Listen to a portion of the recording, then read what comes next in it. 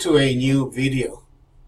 Taking into account that this Moodle for Blended Learning unit has to do with Information Africa, and taking into account that at this stage I will have shared with my students the file and this virtual tool, my next move will be to ask my students to check the site.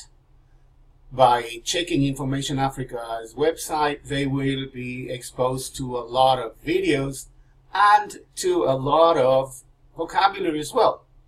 So either at home or in class, this is my next step. Dealing with some text online. Of course, I will be using some text, some published text on paper that I will probably give my students either from the textbook, or I will be bringing something. To add some interactivity on Moodle at this stage, I am going to allow pupils to see two more items on the Moodle platform.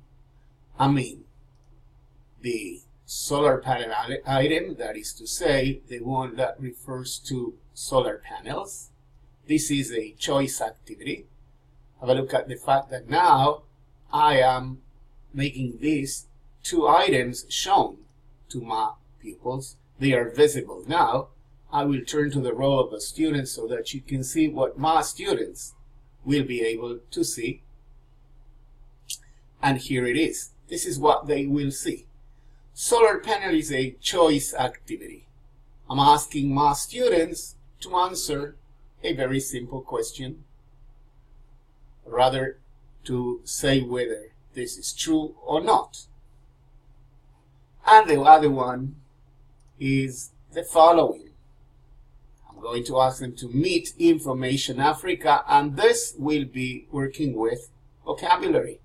I have taken the texts from the site and from a Jerusalem Post article on this subject, which is in fact the article that triggered the entire unit, because I had not been familiar with Innovation Africa before I read the article. Notice that Hillel, the writer, comments on Information Africa and is very good as far as vocabulary is concerned. Thanks very much for your time. Goodbye.